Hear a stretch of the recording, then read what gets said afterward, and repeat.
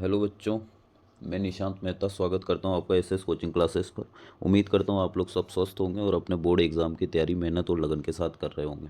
जैसा कि आप लोगों को पता है बेटा, हमने क्लास 10th मैथमेटिक्स की एक इम्पोर्टेंट एमसीक्यूज़ की सीरीज स्टार्ट की है, जिसके अंतर्गत हम प्रश्नावली 1 और प्रश्नावली 2 को कर चुके हैं। उसके वीडियो की लिंक मैं आपको इस वीडियो के डिस्क्रिप्शन में दे दूँगा। हम उसी सीरीज को आज आगे बढ़ाते हैं और आज हम चैप्टर 3 के एमसीक्यू करेंगे। चलिए श्री गणेश करते हैं क्लास का, आगे आगे चलते हैं। ये हमारा पहला क्वेश्चन है भाई। चलो पहले मैं क्वेश्चन दिखाता हूँ, फिर उससे संबंधित नोट पर हम बात करेंगे। वो हमसे कह रहा है, अच्छा सॉरी, ये तो सेकंड क्वेश्चन है, हम पहले क्वेश्चन की बात करते हैं। वो हमसे कह रहा है कि समीकरण निकाय x बराबर 5 और x बराबर -4, ये दोनों समीकरणों के कितने हल होंगे, के हलों की संख्या बताइए। तो आपको पता होना चाहिए कि ये जो x बराबर 5 और x बराबर -4, ये जो दोनों समीकरण है, ये वास्तविकता में समांतर समीकरण है। चलिए मैं इनका एक बार आपको ग्राफ बना के बताता हूँ ताकि आपको स्पष्ट हो जाए। ये जो समीकरण है, ये वास्तविकता में ऐसे समीकरण है। मैं आपको ग्राफ बनाता हूँ, ठीक है। हम इसे ग्राफ से समझेंगे भाई।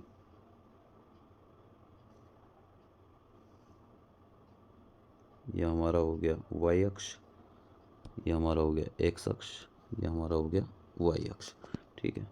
एक्स डैश और यहाँ नीचे कहीं वाई डैश आएगा भाई, ठीक है। ये संख्या 1 2 3 4, ये -1 -2 -3 और -4, ठीक है। हम देखते हैं कि हमें क्या करना है। हमें रेखा x बराबर 5 और x बराबर -4 का ग्राफ बनाना है। तो x बराबर 5 और x बराबर -4। तो आप देखोगे कि x बराबर 5 का ग्राफ आपको यहाँ ऐसा नज़र आएगा भाई। x बराबर 5 आपको ये रेखा नज़र आएगी, ठीक है। x बराबर 5, ठीक है। और x बराबर -4 का आपको जो ग्राफ है वो ऐसा नज़र आएगा भाई।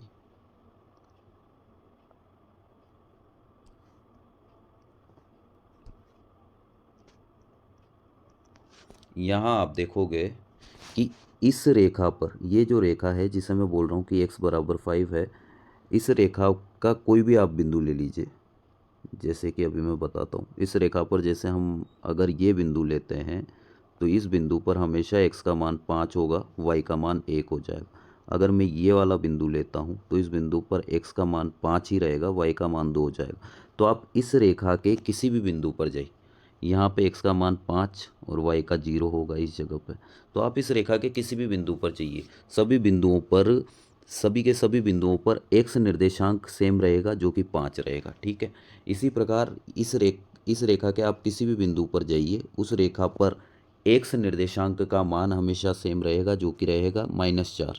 तो इस रेखा को हम नाम देते हैं x बराबर -4। तो जब हम इन दोनों रेखाओं का ग्राफ बनाते हैं तो हमें पता लगता है कि ये जो दोनों रेखाएं हैं ये परस्पर समांतर है, और समांतर है तो ये कभी एक दूसरे को प्रतिच्छेद नहीं करेगी, और प्रतिच्छेद नहीं करेगी तो इन रेखाओं का कोई हल विद्यमान नहीं होगा भाई।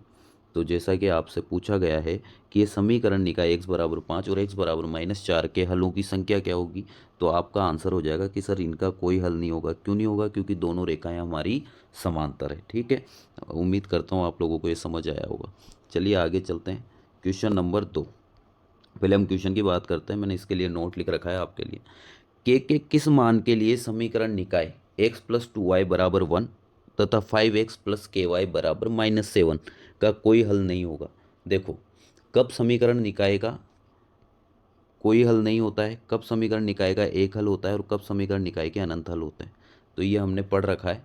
एक बार मैं थोड़ा जूम करके आपको बताता हूँ। ये लीजिए, यहाँ हम पढ़ना शुरू करते हैं कि ये जो आपकी ऊपर समीकरणें दे रखी है, ये दो चर वाली रैखिक समीकरण है, ठीक है। अब इसके 3 केस संभव है। या तो दोनों जो समीकरणें हैं वो एक दूसरे को प्रतिच्छेद करेगी, प्रतिच्छेदी होगी, या समांतर होगी, या फिर ये जो समीकरणें हैं ये समपाती होगी, ठीक है। सॉरी, ये थोड़ा समपाती होगी, ठीक।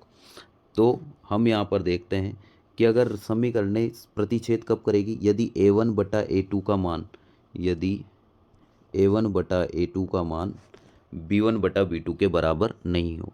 और समांतर कब होगी? जब A1/A2 बराबर हो B1/B2 के, किंतु जो C1/C2 है वो बराबर नहीं हो। और संपाती कब होगी रेखाएं? जब तीनों अनुपात बराबर हो, A1/A2, B1/B2 और C1/C2 बराबर हो। इन्हीं के साथ हमें एक बात और ध्यान रखनी होती है बेटा, कि जब अगर रेखाएं प्रतिच्छेदी होती है, एक बिंदु पर प्रतिच्छेद करती है, तो इनका एक अद्वितीय हल होता है। अगर रेखाएं प्रतिच्छेद नहीं करेगी तो इनका कोई हल नहीं होगा। और अगर रेखाएं संपाती होगी तो अनंत बिंदुओं पर प्रतिच्छेद करती होगी, तो रेखाओं के कितने हल हो जाएंगे? अनंत हल हो जाएंगे। और जिन रेखाओं का हल प्राप्त होता है उन रेखाओं को हम उस समीकरण युग्म को हम संगत समीकरण युग्म कहते हैं, है ना। और जिसका कोई हल प्राप्त नहीं होता उसे हम असंगत समीकरण युग्म कहते हैं। ठीक है, तो हमें ये कुछ बातें जो हमने चैप्टर में पढ़ी है ये हमें ध्यान होनी चाहिए। तो अब देखिए यहाँ पे हमसे क्वेश्चन में क्या कहा गया है, हम क्वेश्चन पर चर्चा करते हैं कि के किस मान के लिए समीकरण निकाय का कोई हल नहीं होगा। अब कोई हल नहीं का तो केवल एक ही केस है, जो केस सेकंड है, कि इसमें A1/A2 शुरू के दोनों अनुपात बराबर होने चाहिए। कंडीशन क्या है कि सर A1/A2 तो बराबर होगा B1/B2 के, किंतु ये बराबर नहीं होगा C1/C2 के। अब हमें जिनसे हमारा मान निकल रहा है हम उनसे हमारा मान निकाल लेंगे। जैसे कि मैं केवल ये आगे की 2 स्टेप काम में लूँगा। देखो यहाँ पर A1 कितना है? A1 यहाँ पर x के साथ जो है 1, तो मैं A1 की जगह 1 रखूँगा। A2 कितना है? तो ये रहा 5 इक्वल B1 कितना है? तो ये रहा 2 और B2 कितना है? तो उसका मान है k। और यहाँ से मैं सरल कर लूँगा इन दोनों से और मैं k का मान निकाल लूँगा। अगर हम यहाँ वज्र गुणा करते हैं तो k की वैल्यू हमारे आ जाएगी, k तो आएगा इधर और ये 5 गुणा 10। ठीक है, तो ये हमारा हो जाएगा 10 आंसर। ठीक है, तो उम्मीद करता हूँ आप लोगों को ये बात समझ में आई होगी। तो हमारा ऑप्शन नंबर डी सही हो जाएगा। ठीक है, तो आपको ये नोट पता होना चाहिए भाई इसके लिए। ठीक है, आप स्क्रीनशॉट ले सकते हैं। हम आगे बढ़ते हैं, चलिए नेक्स्ट क्वेश्चन पे चलते हैं। वो कह रहा है हमसे युगपत समीकरण है तो निकाय होगा। आपसे संगत असंगत पता करना चाह रहा है। अच्छा, ठीक है, आप यहाँ पे अनुपात निकाल के चेक करोगे। वो कह रहा है असंगत होगा कि अद्वितीय हल होगा, ये सब याद करने के लिए हमें अनुपात चाहिए। यहाँ पर मैं डायरेक्ट लिखता हूँ, ये A1 है और ये हमारा A2 है। और A1 और A2 का अनुपात मुझे 1/2 नज़र आ रहा है, सीधा 2:4 1/2। ये हमारा मैं अलग कलर से कर देता हूँ, ये हमारा B1 है और ये हमारा B2 है। और इसका अनुपात भी मुझे 1/2 नज़र आ रहा है, 3 से 6 कट जाता है भाई। ठीक है, और ये हमारा मैं अलग कलर के पेन से कर देता हूँ, ये C1 है और ये हमारा C2 है। इनका अनुपात हमें 5/9 नज़र आ रहा है। कितना नज़र आ रहा है? हालांकि हमें -5 और -9 लिखना चाहिए, पर बात कोई उससे आंसर पर कोई फ़र्क नहीं पड़ेगा। तो पहले 2 अनुपात तो बराबर है, लेकिन बाद के 2 अनुपात बराबर नहीं है। और ये कंडीशन कब होती है? तो देखो अभी हमने पिछले ही पेज पे बात करी थी कि ये कंडीशन पहले 2 अनुपात बराबर और तीसरा बराबर नहीं हो, ये समांतर रेखाओं के केस में होती है। ठीक है, तो हम क्या कहेंगे कि समांतर रेखाएं, और समांतर रेखाएं हैं तो क्या होगी? असंगत होगी। क्या होगी? असंगत होगी। ठीक है, तो पहला ऑप्शन हमारा सही हो जाएगा। चलिए आगे चलते हैं, अगले क्वेश्चन पे चलते हैं भाई। अगला क्वेश्चन नंबर 4 क्या कह रहा है? निम्नरेखिक समीकरणों में से किस समीकरण युग्म का अद्वितीय हल होगा? देखो अद्वितीय हल के लिए वापस हमें अनुपात निकालना पड़ेगा। अब अद्वितीय हल तो पहले केस में ही होता है जब रेखाएं प्रतिच्छेदी होती है, अर्थात A1/A2 बराबर नहीं होना चाहिए B1/B2 के। अगर ये कंडीशन होती है तो हम कहेंगे कि रेखाओं का अद्वितीय हल होगा। चलिए देखते हैं, यहाँ x के साथ जो है वो A1 है, तो यहाँ पर A1 कितना हो जाएगा? यहाँ पर A1 हो जाएगा हमारा 1 और A2 कितना हो जाएगा? 2। तो 1:2। यहाँ B1 भी 1 है और यहाँ पे B2 2 है, तो वापस 1:2। ये तो बराबर आ गया, यानी ये हमारा आंसर नहीं हो सकता। पहले 2 अनुपात बराबर नहीं आने चाहिए।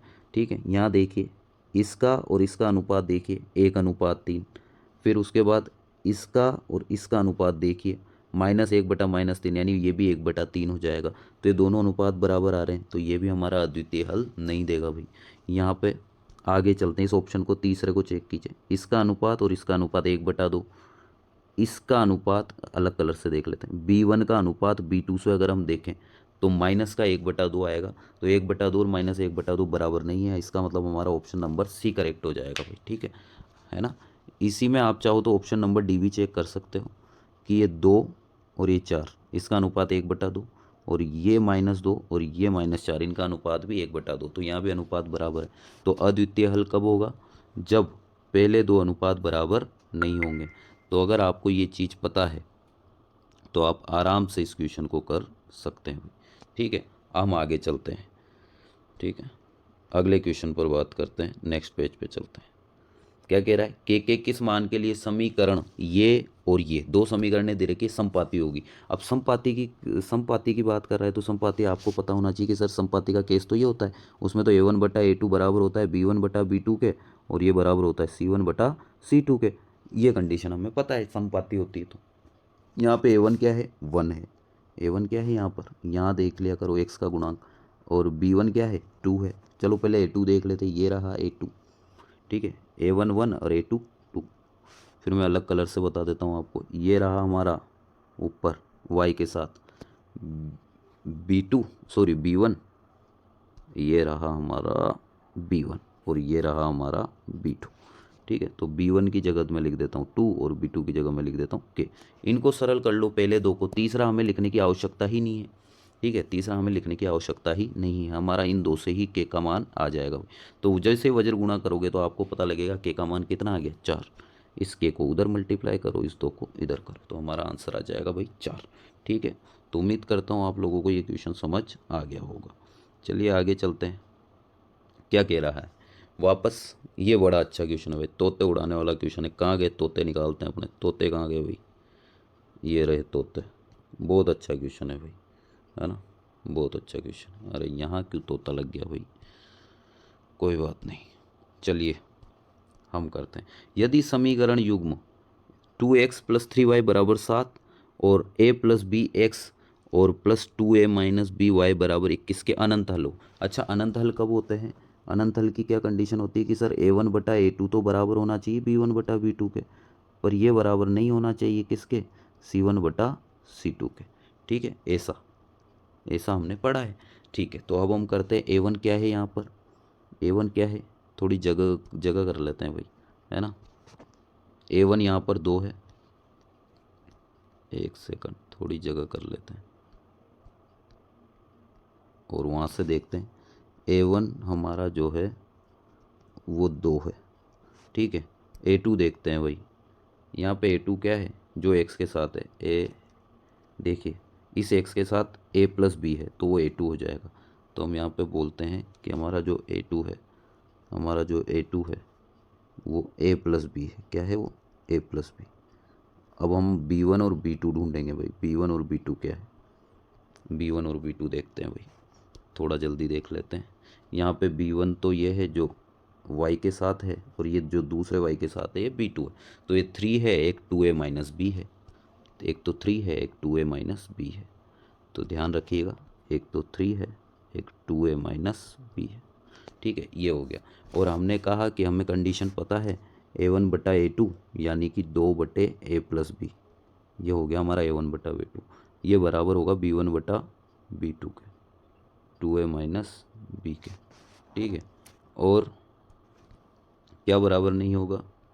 ये बराबर होगा हमारे b1/b2 के, ठीक है। और ये बराबर होगा हमारे c1/c2 के। अच्छा, c1/c2 क्या है? 7 और 21, तो 7/21 के बराबर कर देते हैं इन्हें, ठीक है।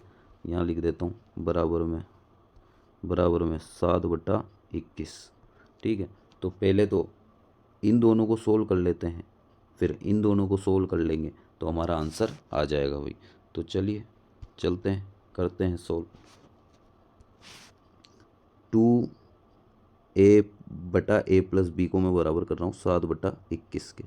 जैसे आप इसका वज्र गुणा करेंगे तो 21 गुणा होगा 2 से, इधर आएगा 42 बनेगा, और ये बनेगा 7a + 7b = 42, ठीक है। चलिए मैं आपको एक बार दिखा देता हूँ। इसे हम थोड़ा छोटा करते हैं ताकि साफ नज़र आ जाए। यार ये तोता बड़ा परेशान कर रहा है भाई, ठीक है। अब चलते हैं हम आगे। अब ये पहले और तीसरे को बराबर किया, अब मैं क्या करूँगा, दूसरे और तीसरे को बराबर करूँगा, तो 3/2a माइनस बी को मैं बराबर करूँगा किससे, मैं 7/21 से बराबर करूँगा। तो 21 इधर गुणा है में आएगा तो हो जाएगा 3 के 7 63, और ये 7 गुणा होगा इससे तो 14a माइनस 7b। ठीक है, तो ये दूसरी समीकरण आ गई। तो अब आपको ए और बी का मान निकालना है। तो ए और बी का मान कैसे निकलेगा भाई, ए और बी का मान कैसे निकलेगा, तो ध्यान से देखो इन दोनों समीकरणों को, ये दोनों समीकरणों को अगर आप जोड़ोगे तो 7b यहाँ पे प्लस का है, यहाँ पे माइनस का है, तो समीकरण 1 और 2 को जोड़ने पर आपका आंसर आ जाएगा। देखो जोड़ते हैं, तो जोड़ने पर क्या होगा, 7b से 7b तो कट जाएगा, 7a और 14a हो जाएगा 21a, और इधर 42 और 63 मिलके हो जाएगा आपका 5 और 10 105। तो a बराबर आ जाएगा, जैसे 21 का भाग दोगे 105 में तो आपका आंसर आएगा 5। ठीक है, तो पहले हम ऑप्शन देख लेते हैं। a बराबर 5 दो जगह आ रहा है भाई, है ना, तो a का मान समीकरण 1 में या 2 में आप किसी में भी रख सकते हो, तो आपका b का आंसर आ जाएगा। तो चलिए रख के देखते हैं। मैं समीकरण 1 में रखता हूँ, तो 7 इंटू a 5 प्लस 7b। ठीक है, ये समीकरण 1 में रखा, तो कितना आंसर आया, ये 42, ये 42 और ये हो जाएगा 35 प्लस 7b। अच्छा 42 में से 35 जाएगा तो 7 बचेगा, इधर 7b है तो b इक्वल टू 1 आ जाएगा भाई, b इक्वल टू क्या आ जाएगा 1। ठीक है, तो a का मान 5, b का मान 1। ये ऑप्शन नंबर 1 करेक्ट है भाई हमारा। कौन सा ऑप्शन करेक्ट है, ए। ठीक है, उम्मीद करता हूँ आपको समझ में आया होगा। बहुत अच्छा क्वेश्चन था भाई, ऐसा क्वेश्चन वैसे आपसे पूछना नहीं चाहिए। ठीक है, ये तोते ज़्यादा ही परेशान कर रहे हैं भाई, इन्हें थोड़ा गायब कर देते हैं हम थोड़ी देर के लिए। गायब नहीं होंगे भाई ये, कोई बात नहीं, ऐसे ही काम चला लीजिए थोड़ा बड़ा करके। ठीक है, ये लीजिए, ये हमारा क्वेश्चन था और ये हमारा इसका सॉल्यूशन। अब हम आगे चलते हैं भाई क्वेश्चन नंबर 5 पे। पी के किस मान के लिए समीकरण युग्म का कोई हल नहीं है। कोई हल नहीं कब होता है भाई, कोई हल नहीं जब रेखाएं समांतर होती है, यानी शुरू के दो अनुपात बराबर हो और तीसरा अनुपात बराबर नहीं हो, यानी a1/a2 और b1/b2 तो बराबर होनी चाहिए। यहाँ a1 कितना है 5, यहाँ a1 कितना है 1, अब यहाँ b1 कितना है p, यहाँ b2 कितना है 2। ये पहले दोनों अनुपात बराबर होने चाहिए। ठीक है, तो अब जब दोनों अनुपात बराबर होंगे तो आप देख लो p का मान कितना निकल के आता है, तो p का मान हमारा 10 निकल के आ जाएगा। वज्र गुणा करते हैं, बड़ा आसान क्वेश्चन था भाई। ठीक है, तो 10 कौन से ऑप्शन में, हमारा ऑप्शन नंबर डी में। उसने कहा है कोई हल नहीं होना चाहिए, तो पक्की बात है जब रेखाएं समांतर होती है तो कोई हल नहीं होता, और कंडीशन क्या होती है कि a1/a2 बराबर होना चाहिए b1/b2, और ये बराबर नहीं होना चाहिए c1/c2, ये कंडीशन होती है। ठीक है, चलिए आगे चलते हैं, आगे चलते हैं भाई, आगे चलते हैं। रेखिक समीकरण युग्म को हल करने की कितनी बीजीय विधियां होती है, तो मेरी बात ध्यान से सुनना। रेखिक समीकरण युग्मों को हल करने की आपके सिलेबस में 3 विधियां हैं। एक तो है ग्राफीय, ठीक है, कौन सी विधि, ग्राफीय विधि, और फिर हम लिखते हैं, एक तो होती है ग्राफीय विधि, एक हम लिखते हैं बीजीय विधि। एक तो ग्राफ द्वारा, एक बीजीय विधियां द्वारा, और इन बीजीय विधियों में हम 3 विधियां पढ़ते हैं। इन बीजीय विधियों में हम कितनी विधियां पढ़ते हैं, 3। मैं बता देता हूँ कौन कौन सी 3 पढ़ते हो। पढ़ते वैसे आपके सिलेबस में 2 है, एक तो हम प्रतिस्थापन पढ़ते हैं, प्रतिस्थापन, एक विधि हम पढ़ते हैं बीजीय में विलोपन, है ना, विलोपन। एक और विधि होती है जो आपके सिलेबस में नहीं होती, आउट ऑफ सिलेबस होती है भाई, वो पहले सिलेबस में हुआ करती थी, है ना, वज्र गुणन विधि। ठीक है, तो उसने आपसे पूछा, तो विधियां तो कुल 4 है, विधियां तो कुल कितनी है 4, पर ध्यान से जो अगर आप क्वेश्चन पढ़ोगे तो आपको पता लगेगा कि वो आपसे पूछना क्या चाह रहा है। वो आपसे पूछना चाह रहा है बीजीय विधियों की कितनी संख्या है, तो बीजीय विधियां कितनी होगी आपकी, तो बीजीय विधियां तो 1 2 और 3 होगी आपकी, कितनी होगी 3। जबकि ग्राफीय विधि होती है, लेकिन उसने ग्राफीय नहीं पूछी। अगर वो आपसे कुल विधियां पूछता तो हमारा आंसर 4 होता, लेकिन उसने हमसे बीजीय विधियां पूछी है, अतः हमारा आंसर कितना हो जाएगा, हमारा आंसर 3 हो जाएगा, जिसमें 2 विधियां हमारे सिलेबस में है और एक विधि जो है हमारे सिलेबस में नहीं है भाई। ठीक है, आगे चलते हैं। के किस मान के लिए निम्न समीकरण युग्म के अनंत हल होंगे। अनंत हल कब होते हैं, जब रेखाएं समपाती होती है, जब रेखाएं क्या होती है समपाती, अर्थात a1/a2 बराबर होता है b1/b2 के, और ये बराबर होता है C1/C2 के। तो हम इनमें से तीनों को या किसी भी दो को काम में लेकर हमारा आंसर निकाल सकते हैं भाई, ठीक है। तो अब मैं क्या करना चाह रहा हूँ, यहाँ पे देखो A1 कितना है, बोले सर ये रहा 2, A2 कितना है, ये रहा 4, B1 कितना है, ये रहा 3, B2 कितना है, B2 सर ये रहा आपका K है यहाँ पर। थोड़ी जगह बनाए क्या भाई, थोड़ा इससे छोटा करते हैं तो दिखेगा B2 K के बराबर है, ठीक है। तो इन पहले दो से हमारा काम हो जाएगा, A1 की जगह 2, A2 की जगह 4, B1 की जगह 3 और B2 की जगह K। और यहाँ से हम K का मान निकाल लेंगे वज्र गुणा करके, तो 2 के बराबर हो जाएगा 12, 4 तिया 12, तो K बराबर हमारा आ जाएगा 6। K बराबर कितना आ जाएगा हमारा, 6 आ जाएगा, ठीक है। उम्मीद करता हूँ आप लोगों को ये बात समझ में आई होगी। ऑप्शन नंबर सी हमारा सही है, डी ऑप्शन गायब है वही यहाँ पे, फिर कोई बात नहीं, 3 ऑप्शनों में हमें आंसर मिल गया।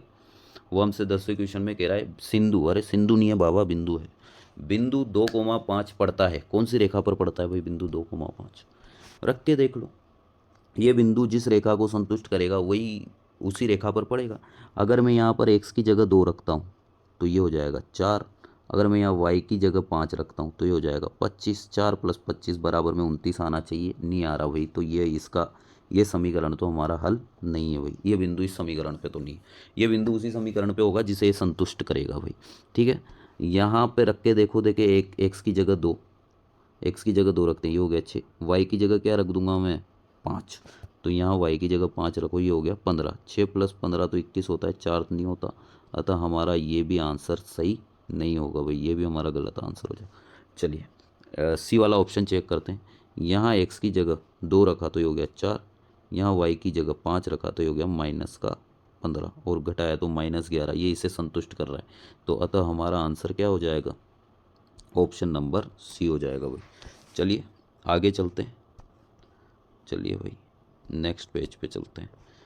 ये रहा, रेखिक समीकरण युग्म को हल करने की कितनी बीजीय विधियां होती है। देखो वापस सेम क्वेश्चन रिपीट हो गया, बीजीय विधियां कितनी होती है, चलो बता दो आप लोग। 3 बीजीय विधियां होती है, 2 सिलेबस में है प्रतिस्थापन और विलोपन, और 1 सिलेबस में नहीं है जो कि है वज्र गुणन, ठीक है। आगे चलते हैं भाई, आपसे क्या कह रहा है, के किस मान के लिए निम्न समीकरण युग्म के अनंत हल होंगे। सेम क्वेश्चन रिपीट हो रहा है, अच्छा, सॉरी, ये तो सेम क्वेश्चन ही आ गया, ठीक है। अगले पेज पे चलते हैं भाई, वो पेज ही रिपीट हो गया मुझे ऐसा लग रहा है। देखो क्या कह रहा है आपसे, यदि 2 क्रमागत संख्याओं में छोटी संख्या के 5 गुने तथा बड़ी संख्या के 4 गुने का अंतर 3 है तो वे संख्याएं हैं। देखो इस क्वेश्चन को आप ऑप्शन से भी कर सकते हो। क्या कह रहा है वो, 2 क्रमागत संख्याएं हैं, देखो 8, 9, 9, 10 ऐसे क्रमागत संख्याएं, और वो आपसे क्या कह रहा है कि जो छोटी संख्या है उसका 5 गुना और बड़ी संख्या का 4 गुना, यानी छोटी संख्या को 5 से गुणा करो, जैसे 8 को मैं 5 से करूँगा छोटी संख्या को तो 40 आएगा, बड़ी संख्या 9 है तो इस बड़ी संख्या को मैं 4 से गुणा करूँगा तो 36 आएगा। फिर वो कह रहा है कि बड़ी संख्या का 5 गुना, छोटी संख्या का 4 गुना, और इनका अगर अंतर करो तो 3 आना चाहिए, यहाँ तो अंतर 4 आ रहा है, कितना आ रहा है अंतर 4, तो हमारा आंसर ये नहीं होगा भाई, ये गलत है। देखो वापस क्या करना है, जैसा जैसा क्वेश्चन कहता जा रहा है वैसा वैसा करो। पहली छोटी संख्या को किससे गुणा करो, 5 से, तो 9 पंजे 45, बड़ी संख्या को किससे गुणा करो, 4 से, तो 10 चौक 40, दोनों का अंतर कितना आया 5, जबकि वो कह रहा है अंतर कितना आना चाहिए, दोनों का अंतर 3 है, यानी ये हमारा ऑप्शन सही नहीं है, ठीक है। तो ये भी हमारा ऑप्शन गलत हो जाएगा भाई। चलिए अब क्या करना चाहिए हमें, अब बोले सर 2 ऑप्शन और चेक कर लेते हैं, चलिए करते हैं भाई। 7 का कितने गुना, छोटी संख्या का 5 गुना, तो 7 पंजे 35, और बड़ी संख्या का कितने गुना, बड़ी संख्या का 4 गुना, 8 चौक 32, और दोनों का अंतर 3 आना चाहिए, यहाँ पे 3 आ रहा है सर, यानी यही हमारा सही आंसर है, ठीक है, यही हमारा क्या है, सही आंसर है। चलिए अगले क्वेश्चन पे चलते हैं। क्वेश्चन नंबर 14 क्या कह रहा है, यदि 2x + y = 7 एवं 3x + 2y = 12 हो तो x + y का मान ज्ञात कीजिए। x + y, या तो आप x निकाल लो, y निकाल लो और फिर बाद में उन्हें जोड़ के मान बता दो, या फिर सीधा क्या करो, ये समीकरण 1 और ये समीकरण नंबर 2, समीकरण 2 में से आप समीकरण 1 को घटा सकते हैं, ठीक है, 2 - 1, तो देखो 3x + 2y = 12, और नीचे मैं समीकरण लिख देता हूँ 2x + y = 7, और जैसे ही मैं घटाऊँगा तो जब भी घटाया जाता है तो चिन्ह चेंज होते हैं, ये माइनस ये माइनस, ठीक है, और घटाओगे तो क्या आ जाएगा, देखो 3x में से 2x गया तो बचेगा x, और 2y में से 1y गया तो बचेगा, मैं यहाँ मिटा देता हूँ भाई थोड़ा सा, वरना आप लोगों को कन्फ्यूज़न होगा। 2y में से y गया तो कितना बचेगा, तो ये बचेगा हमारा 1y बराबर कितना, 5। तो मुझे x और y निकालने की ज़रूरत ही नहीं पड़ी भाई। मैंने अगर सीधा सीधा घटा दूंगा तो मुझे डायरेक्ट ही x प्लस वाई का मान मिल गया। देखो मुझे x प्लस वाई चाहिए था और x प्लस वाई कितना आ गया, 5। और अब जिन बच्चों को ऐसे डायरेक्ट नहीं आता वो इसे विलोपन विधि से सरल करें चाहे प्रतिस्थापन विधि से सरल करें, x और y का मान निकालें और फिर उन दोनों x और y के मान को जैसे आप जोड़ोगे तो आपके पास 5 आंसर निकल कर आ जाएगा भाई। ठीक है, आगे चलते हैं बेटा। क्वेश्चन नंबर ये देखो 15, दो संख्याओं का योग 26 है तथा उनका अंतर 10 है, संख्याएं ज्ञात कीजिए। तो देखो संख्याओं का योग 26 होना चाहिए और उनका अंतर 10। यहाँ पे योग करो 26 ही आ रहा है, पर क्या अंतर 10 आ रहा है क्या दोनों का, नहीं आ रहा, तो ये हमारा ऑप्शन गलत है। ठीक है, तो ऑप्शन से करना ज़्यादा आसान होता है भाई, है ना। अगर आप इसे ऐसे सादा तरीके से सोल्व करोगे तो वैसे भी कर सकते हो, पर वो लंबी विधि होती है। अगर ऑप्शन दिए गए हैं तो हम ऑप्शन से ही करेंगे भाई। देखो इन दोनों का योग भी कितना है, 26 है, पर क्या इनका अंतर 10 है क्या, नहीं है, तो ये भी हमारा आंसर गलत है भाई। देखो अंतर 10 होना चाहिए। इन दोनों का योग 26 है क्या, बिल्कुल है, बिल्कुल सर इन दोनों का योग 26 है। इन दोनों का अंतर 10 के बराबर आ रहा है क्या, तो सर अंतर भी 10 आ रहा है। इसका मतलब हमारा ऑप्शन नंबर सी करेक्ट हो जाएगा भाई। तो हमें ऑप्शन से ही करने हैं ऐसे क्वेश्चन। ठीक है, आगे चलते हैं। क्या कह रहा है वो, के किस मान के लिए निम्न समीकरण युग्म का अद्वितीय हल है। अब बताओ अद्वितीय हल कब होता है, जब a1/a2 बराबर नहीं होता b1/b2 के। ठीक है, तो मैं आपसे ये कहना चाहता हूँ कि ये हम करके देखते हैं, a1/a2 बराबर नहीं होना चाहिए किसके, b1/b2 के। ठीक है, यही बात है। तो फिर मैं कहूँगा यहाँ पे a1 कितना है, बोले सर k है, a2 कितना है, बोले सर 6 है। ठीक है, और ये बराबर नहीं होना चाहिए b1/b2 के, -1, b1 की जगह -1 और b2 की जगह -2 के बराबर नहीं होना चाहिए। ठीक है, अगर हम मल्टीप्लाई करते हैं तो के को तो इधर रहने दो, बराबर नहीं, और ये माइनस से माइनस कट जाएगा, जैसे 6 उधर जाएगा तो 3 आएगा, यानी के 3 के बराबर नहीं होना चाहिए भाई। के का मान किसके बराबर नहीं होना चाहिए, 3 के। तो देखो बराबर 3 नहीं होना चाहिए। तो ये क्वेश्चन थोड़ा अधूरा है, यहाँ लिखा हुआ होना चाहिए था। तो के कौन सी शर्त को संतुष्ट करेगा, तो आप कहोगे कि के बराबर 3 के नहीं होना चाहिए। ठीक है, चलिए आगे चलते हैं, नेक्स्ट पेज पे चलते हैं। क्या कह रहा है, के किस मान के लिए समीकरण निकाय ये और ये का अद्वितीय हल है। वापस वही बात, वापस सेम क्वेश्चन रिपीट कर दिया। अद्वितीय हल कब होता है, जब a1/a2 बराबर नहीं होता है b1/b2 के। यहाँ पर a1 कौन है, पहचानना तो जरा। यहाँ पर a1 2 है, यहाँ पर a2 k है, तो 2/k बराबर नहीं होना चाहिए। b1/b2 कितना है, ये रहा b1 3, ये रहा b2 9, 3/9। ठीक है, जैसे आप इसे सरल करोगे तो फिर क्या आंसर आएगा, चलो देखते हैं। ये के को इधर लेके चले जाओ तो 3k बराबर 9 को इधर लेके चले जाओ तो 18, वज्र गुणा करोगे तो ऐसा दिखेगा, बराबर नहीं होना चाहिए भाई। तो के बराबर नहीं होना चाहिए किसके, 3 का भाग दोगे तो 6 आएगा, के बराबर 6 के नहीं होना चाहिए। कौन सा ऑप्शन में नज़र आ रहा है ऐसा, ऑप्शन नंबर बी में नज़र आ रहा है भाई। तो हम इस प्रकार इसे सरल कर लेंगे। चलिए हम आगे चलते हैं भाई। अब वो हमसे क्या कह रहा है, एक सरल रेखा वाई अक्ष को किस बिंदु पर काटती है। बड़ा इंपॉर्टेंट क्वेश्चन है, बहुत अच्छा क्वेश्चन है भाई। इसके लिए मैं आपको एक चीज़ समझाना चाहता हूँ भाई, ध्यान से समझिए। बहुत बच्चों वाली चीज़ है वैसे, पर ध्यान से समझिएगा, बहुत आसान क्वेश्चन है। ये हमारा हुआ एक अक्ष, ये हमारा कौन सा अक्ष हुआ, एक अक्ष, और ये हमारा होगा कौन सा अक्ष, वाई अक्ष। ठीक है, एक अक्ष पे आप कोई भी बिंदु ले लो या वाई अक्ष पे आप कोई भी बिंदु ले लो। पहले मैं वाई पे लेता हूँ, मान लो ये 1 है, ये 2 है, ये 3 है। ठीक है, तो मैं कहूँ कि इन बिंदुओं के आपको निर्देशांक लिखने हैं, ये -1 है, तो आप कहोगे कि सर इस बिंदु के निर्देशांक तो होंगे 0, -1। इस बिंदु के निर्देशांक क्या हो जाएंगे, इसके होंगे 0, +1। इस बिंदु के निर्देशांक होंगे 0, 2। इस बिंदु के निर्देशांक होंगे 0, 3। यानी सर हमारे y के मान तो बदलेंगे लेकिन x का मान हमेशा क्या रहेगा, 0। तो y अक्ष पर हमेशा कौन 0 रहता है, x निर्देशांक क्या रहता है, 0 रहता है भाई। ठीक है, ये बात मैं लिख देता हूँ एक बार, ये बात मैं लिख देता हूँ। ठीक है, y अक्ष पर कौन सा, y अक्ष पर y अक्ष पर क्या होता है, x बराबर 0 होता है। क्या होता है, एक्स बराबर 0। इसी प्रकार अगर आप एक्स अक्ष की बात करेंगे तो अभी हम चेक करते हैं कि एक्स अक्ष पर हमेशा वाई बराबर 0 होता है। क्या 0 होता है? वाई बराबर 0 होता है। चलिए चेक करते हैं। ये एक्स अक्ष पर आप कोई भी बिंदु ले लीजिए, ठीक है। एक्स अक्ष पर मैं बिंदु लेता हूँ, ये लिया मैंने जैसे कि, तो इस बिंदु के निर्देशांक मान लो ये 1 है, तो इस बिंदु के निर्देशांक क्या हो जाएंगे? इसके हो जाएंगे 1,0। देखो पीछे वाला 0 होगा हमेशा। मान लो यहाँ कोई बिंदु है 2, तो इस बिंदु के निर्देशांक क्या हो जाएंगे? 2,0 हो जाएगा भाई, ठीक है। तो हमें क्या पता लग रहा है कि सर पीछे वाला हमेशा 0, यानी एक्स अक्ष पे वाई का मान हमेशा 0 होता है। तो ये बात ध्यान रखना। तो अब वो हमसे कह रहा है, अब क्वेश्चन आप करने लायक हो गए भाई, अब आप क्वेश्चन कर सकते हैं। वो कह रहा है एक सरल रेखा है 2x, मैं लिख देता हूँ 2x + 3y = 6। ये सरल रेखा है, ये y अक्ष को किस बिंदु पर काटेगी? तो पक्की बात है, अगर y अक्ष को काटेगी तो y अक्ष पे x का मान तो 0 होगा। y अक्ष पे कौन 0 होता है? हमेशा x निर्देशांक। तो आप यहाँ पर x की जगह 0 रख दीजिए। क्या रख दीजिए? 0। तो यहाँ पर मैं 0 रखूँगा, तो 3y = 6। तो यहाँ पे ये तो हो गया 0, 3y = 6, तो y बराबर कितना आ जाएगा? y बराबर आ जाएगा 2। तो बिंदु क्या आ जाएगा?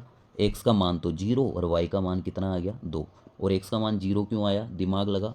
तो हमारा ऑप्शन नंबर ए करेक्ट हो जाएगा। आप इसका स्क्रीनशॉट ले लीजिए भाई, ये 2 नोट, ये आपका नोट ध्यान रखना, ठीक है। चलिए अब हम आगे चलते हैं भाई, ठीक है। क्वेश्चन नंबर 19 देखते हैं। युग्म के हल है। तो देखो भाई, एक तरीका तो ये है कि ये समीकरण है और ये समीकरण है, आप इसे विलोपन विधि से हल कर लो, जैसे कि मैं कर रहा हूँ। x + y = 4 और x - y = 2। अगर मैं दोनों समीकरणों को जोड़ता हूँ तो मेरा y से y कट जाएगा, ये विलुप्त हो जाएगा विलोपन विधि से। तो मेरा आंसर आएगा 2x = 6, तो x बराबर आ जाएगा 3, ठीक है। और कुछ बच्चे क्या करेंगे, x = 3 आते ही y निकालने बैठ जाएंगे, जबकि हमें y को निकालने की ज़रूरत नहीं है। x = 3 केवल एक ही ऑप्शन में दे रखा है, तो बिल्कुल सीधा डायरेक्ट आंसर आ जाएगा। एक तो ये तरीका है, और एक तरीका ये है कि आप सीधा ऑप्शन रख के देख लो, या x की जगह 3 रखो, y की जगह 1 रखो। क्या 4 आ रहा है? क्या बिल्कुल आ रहा है सर। इस समीकरण में x की जगह, इस वाली समीकरण में x की जगह 3 रखो, y की जगह 1 रखो, 2 आ रहा है सर। तो ये पहला ऑप्शन आपकी समीकरणों को संतुष्ट कर रहा है, तो आप इसे चेक भी कर सकते हो डायरेक्ट। चलिए आगे चलते हैं अगले क्वेश्चन पे। यदि 2x + y = 6 हो तो इसको संतुष्ट करने वाला युग्म है। संतुष्ट का मतलब आप इस x की जगह 1 और y की जगह 2 रखो। देखिए बराबर में 6 आ रहा है क्या? अगर मैं यहाँ x की जगह 1 रखता हूँ तो ये बना 2, y की जगह 2 रखता हूँ तो ये बना 2 और 2 4, 6 के बराबर नहीं आ रहा, यानी ये हमारा आंसर ऑप्शन नंबर है, हमारा आंसर नहीं है। चलो बी चेक करते हैं। यहाँ x की जगह 2 रखोगे तो ये तो बनेगा 4, ये y की जगह 1 रखोगे तो ये बनेगा +1, 5 आएगा बराबर में, लेकिन 6 नहीं आ रहा, यानी ये भी हमारा ऑप्शन सही नहीं है। ये बराबर में 6 आना चाहिए। देखिए 2 2 रखो तो यहाँ 2 रखोगे तो 2 × 2 4, यहाँ 2 रखोगे तो 2, तो ये आ गया 6। ये संतुष्ट कर रहा है अभी। तो कौन सा बिंदु हमारा सही होगा? तो हमारा आंसर सही होगा ऑप्शन नंबर सी। उम्मीद करता हूँ आप लोगों को ये क्वेश्चन समझ में आ गया होगा। चलो आगे चलते हैं भाई। ये आया क्वेश्चन, सेम क्वेश्चन शायद रिपीट हो गया भाई, तो हम आगे चलते हैं। ये लो, 2x + y = 6 हो तो इसको संतुष्ट करने वाला युग्म कौन सा होगा? देखो सीधी सी बात है, रख के देख लो, 1 और 2 रख के देख लो, 2 और 2, ये भी सेम क्वेश्चन रिपीट। अरे इतने कैसे रिपीट हो रहे हैं भाई, क्या हो गया भाई? तो इसका आंसर 2,2 था भाई, ये भी वही क्वेश्चन है, सेम क्वेश्चन है भाई, ठीक है। चलते हैं, पेज ही रिपीट हो गया ऐसा लग रहा है। इधर चलते हैं, क्या कह रहा है? वो हमसे कह रहा है कि ये आपकी समीकरण में यदि y = 10 हो तो x का मान ज्ञात करो। अरे सीधी सी बात है, y की जगह क्या रख दो? 10, तो ये बनेगा 10 - 3/7 -x/2 = 1। x का मान निकाल लो, y की जगह मैंने क्या पुट कर दिया? यहाँ पे 10 पुट कर दिया बस। अब x का मान निकालना है तो 10 में से 3 गया तो 7/7 -x/2 = 1। 7 से 7 कटा कितना आया? 1। तो आगे लिखते हैं भाई, 1 - x/2 = 1। 1 से 1 हटा दो या फिर उधर ले जाओ, 0 हो जाएगा। तो x बराबर क्या आ जाएगा? -x/2 = 0। तो x बराबर भी आपका 0 आ जाएगा। क्या आ जाएगा? 0 आ जाएगा, ठीक है। तो x बराबर हमारा क्या आ जाएगा भाई? 0 आ जाएगा। तो 0 यहाँ पे दे नहीं रखा, इसका मतलब वो जो ऑप्शन डी यहाँ पर गायब हो रहा है वो आपका कितना होगा? 0। तो ऑप्शन डी करेक्ट हो जाएगा भाई। ठीक है, आगे चलते हैं अभी। पिता की आयु पुत्र की आयु की 3 गुनी है, 3 गुनी है ना। और यदि पिता की आयु 100 वर्ष है, यदि पिता की आयु 100 वर्ष है, तो मुझे एक बात बताइए आप, अगर पिता की आयु, अगर पिता की आयु 100 वर्ष है, कितने वर्ष है, एक्स, तो बताओ पुत्र की कितनी होगी। तो बोले सर पुत्र की 1/3 होनी चाहिए। क्यों होनी चाहिए, देखो ये रहा पुत्र, ध्यान से समझने की कोशिश करना, ये रहा पिता, पिता की उसने कहा है कि भैया पिता की तो आप एक्स मानो, वो क्वेश्चन कह रहा है, तो पुत्र की कितनी हो जाएगी 1/3। क्यों, क्योंकि पुत्र की आयु को आप 3 से गुणा करो, तो 3 से गुणा करोगे तो पिता की आयु आनी चाहिए। तो देखो पुत्र की आयु 1/3 है, अगर मैं इसको 3 से गुणा करूंगा, इस 1/3 को, पुत्र की आयु को अगर मैं 3 से गुणा करूंगा, तो बताओ एक 3 से 3 कटेगा, पिता की आयु आएगी कि नहीं आएगी।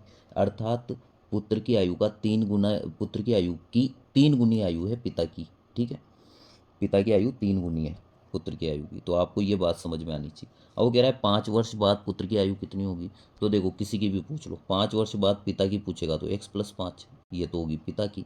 अगर पुत्र की पूछ रहा है हमसे, क्वेश्चन में पुत्र की पूछ रहा है, तो पुत्र की अभी 1/3 है, 5 वर्ष बाद 1/3 + 5 हो जाएगी, क्योंकि 5 वर्ष बड़ा हो जाएगा। तो हमारा आंसर कौन सा आएगा, ऑप्शन नंबर सी। ठीक है, आगे बढ़ते हैं भाई, आगे बढ़ते हैं, नेक्स्ट पेज पे चलते हैं। क्या कह रहा है, यदि किसी संख्या में इकाई का अंक, इकाई का ए अंक तथा दहाई का अंक बी हो तो वह संख्या है। मैंने आपको वैसे ऑफलाइन में तो समझा रखा है बच्चों, लेकिन चलो इसे कैसे करते हैं, ऐसा आपकी एक बुक में क्वेश्चन है भाई, है ना। जैसे मैं आपको अच्छे से एग्जांपल लेके समझाता हूँ। अगर कोई संख्या आप लिखते हो 12, ठीक है, 2 अंकों की, तो यहाँ इकाई का अंक तो है 2 और ये है दहाई का अंक, ये तो है इकाई अंक और ये है दहाई का अंक, ठीक है। तो आप कैसे लिख सकते हो इस संख्या को, तो आप दहाई का अंक 1 है तो 1 को तो कर दो 10 से गुणा, इकाई का अंक 2 है तो इकाई के अंक को 1 से करते हैं, दहाई के अंक को 10 से करते हैं, और इसे जोड़ोगे तो बताओ 12 आएगा कि नहीं आएगा, बिल्कुल आएगा भाई, 12 आएगा कि नहीं आएगा, बिल्कुल आएगा। देखो वापस मैं एक और एग्जांपल लेके तुम्हें समझाता हूँ थोड़ा, या फिर एक काम करते हैं, इधर आ जाते हैं पेज पे, इधर शांति से समझते हैं कि अगर मान लो कोई संख्या, मान लो 154 है, ठीक है, ये इकाई का अंक है तो इसे 1 से गुणा करेंगे, ये दहाई का अंक है तो इसे 10 से गुणा करेंगे, और ये सैकड़े का अंक है तो इसे 100 से गुणा करते हैं भाई, और इन्हें आपस में जोड़ देते हैं।